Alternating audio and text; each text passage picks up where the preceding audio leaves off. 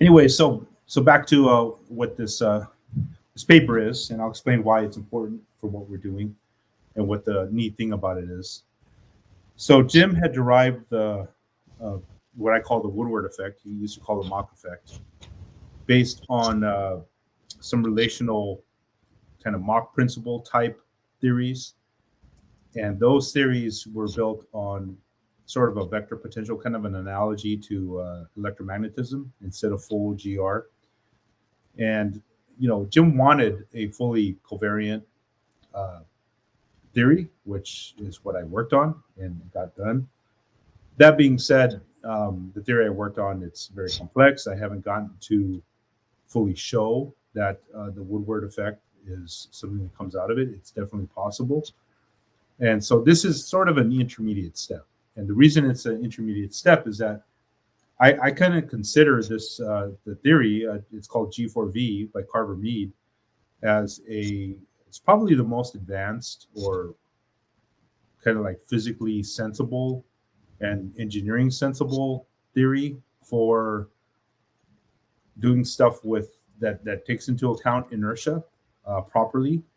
Um, before I came out with my theory, so I along when I first came across this work, I did say at the time, "Hey Jim, we should go back and derive your effect from this." But I was focused on doing the fully covariant theory, right, which was more important to get done.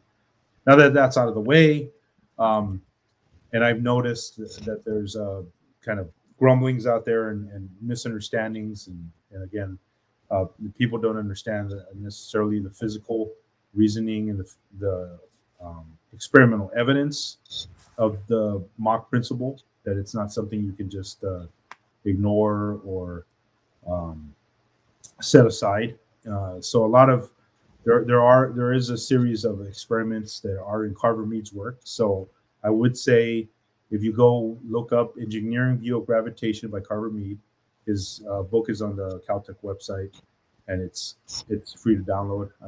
There's a PDF, so that's a great book. And the thing that's really important about this work is that what he does is he unifies basically inertia with electromagnetism here, and also treats matter as waves. So, which is important because it takes into account some what you could consider quantum effects. And so this paper is something that I'm going to be. I have it archived in Zenodo. I'm going to now that it's gone through several revisions. This is Rev 5. I have a lot of micro revisions as I went along, but it's ready for peer review. So I'm going to be asking people to give me feedback. But it is going to go on archive, and I'm going to be publishing it. So basically, what I've been able to do is from Carver Mead's work is derive the Woodward effect in here. And so let me show you guys what's important about Carver Mead's work. Now, his work could be considered what's called a variable speed of light type theory because it is a vector theory. I will say that variable speed of light theories are controversial nowadays. That was what Einstein and Abraham, which is this equation, Abraham equation. He was a contemporary of Einstein's. He was also looking at a vector potential type gravity theory at the time, and that's why the equation is named after Abraham. But variable speed of light is something Einstein dropped, and the thing about it is that it turned out that GR, while it does encompass some Mach principle type effects, right? It doesn't have the full Mach principle, right? It's something that Einstein had to drop, and that's well known. Um, so what Carver Mead is doing with this theory is building a theory. Basically, this theory is built on top of the Mach principle as a relational effect that he knows matter does experience, right? So that's basically Mead is doing the Mach principle side, not necessarily doing the cool gravity space bending type math here, right? And what is interesting about this is that, and there's not many other formulations or theories actually combine this sophisticated of a view of electromagnetism and inertia. Okay, so the fact that there's one theory, one set of equations that you have, it's what makes it possible to actually derive the Woodward effect without just grabbing from random places. So as you can see, there are equations that basically the momentum is coupled to the rest of the universe. That this is a standard thing for saying that, hey, the matter here, it gets its mass from the rest of the universe, right? We know that. That's an experimentally confirmed thing. And there is a way, because the Woodward drive actually uses, and I'll go through it, scroll through this while I talk and stop at a few places.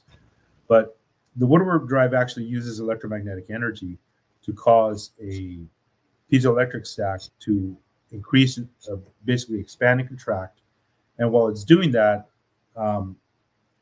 it's sandwiched between two asymmetric masses, a heavier and a lighter mass. And while it's doing that, in this theory, there's a slight mass fluctuation that happens. And you can see here's an equation for the electron's wave vector, which includes the electromagnetic potential and vector potential, okay, and the inertial vector potential, which is what Mead calls gravitational. I call it inertial. It's sort of the same thing. You can call it inertial gravitational if you want to be strict with it, but basically this wave vector and this formulation allows you to treat these type of effects in a way that it's scientifically makes sense, right? And that the theory makes a lot of sense. So of course we do have pretty much the strong equivalence principle. We have to assume that the mass is energy has equivalence, right? The gravitational mass and the inertial mass are equivalent, and we want a strong principle where that includes energy. And so we do end up with Woodward's equations at the end of the day. So, and that's what's shown here on equation 30. And this is the mass fluctuation. Now there is a difference. There is this lambda term that's a little bit different, and in Mead's derivation, that is turns out to be 0.72. In the standard Siama, kind of what Jim used, that was unity, so it was just one. So there's a slight difference in terms of the predictions for both of those theories. So, and this is going to be interesting because once we do, I'm able to get the lab up and running again, and we do more work. You can see right here, there's different impulse coefficients, and it's about a quarter difference, 0.72 versus 1. So we should see slightly less impulse due to this, because of that coupling is derived as 0.72. So that's a difference that we'll be able to tell. And I think one of the other things I want to point out about this paper,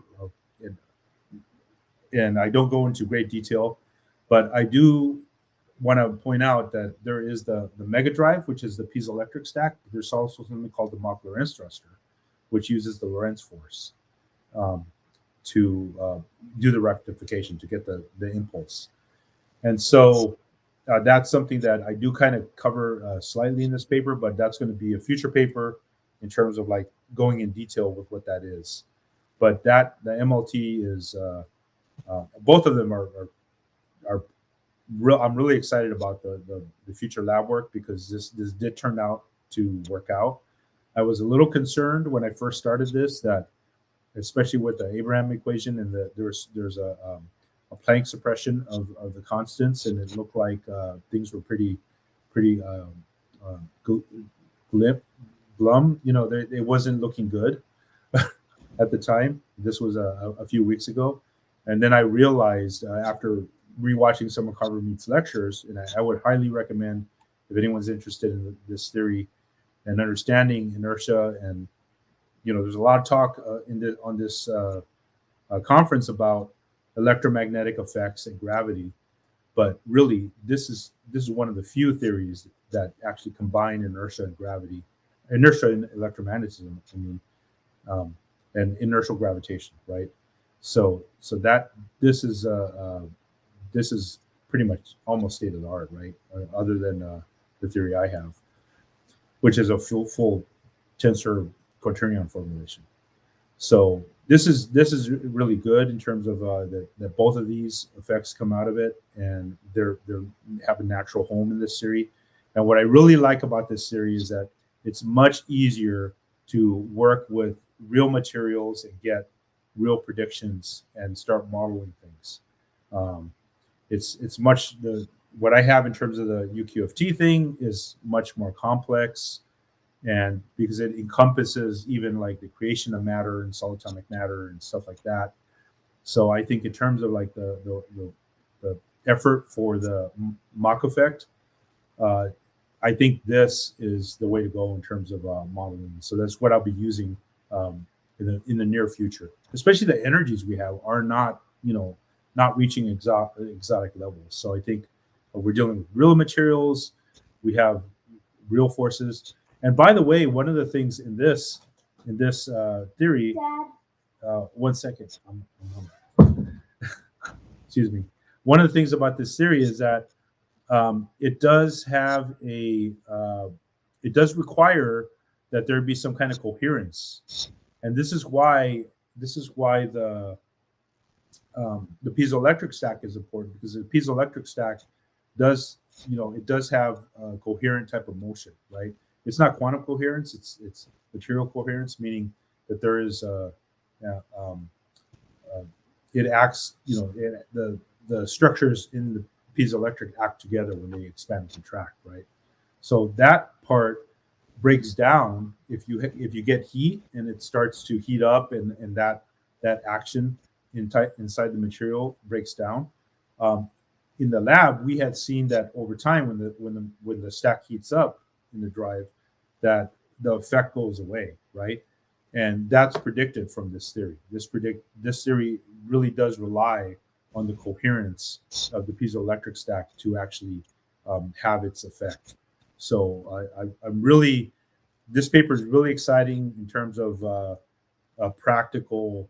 Okay, I have something that's based on physics, and there's some engineering things, and I can get numbers, and I can work with materials.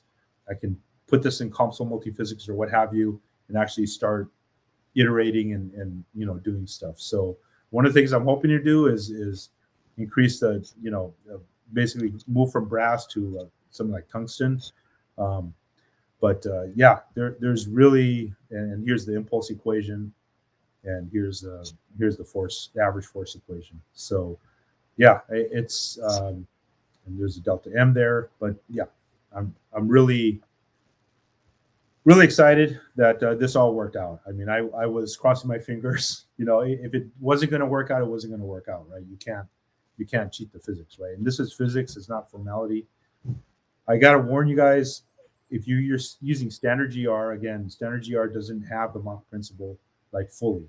So you're not going to find, Jim kind of wanted it to be in GR, but it really isn't, right? Because you need a strong Mach principle to be fully in the theory. So that was why I worked on what I did. And at the end of the day, he agreed with me that was needed. So yeah, that's the update I have. I have a strong theory.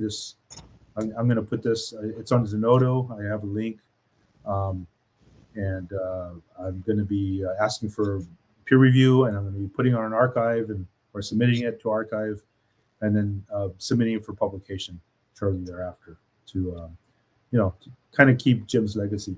The other thing I should say is that Jim did have a benchmark paper that he was working on, and it looked finished as of last year. So I'm going to be talking to his estate and find out if we can get that published as well. So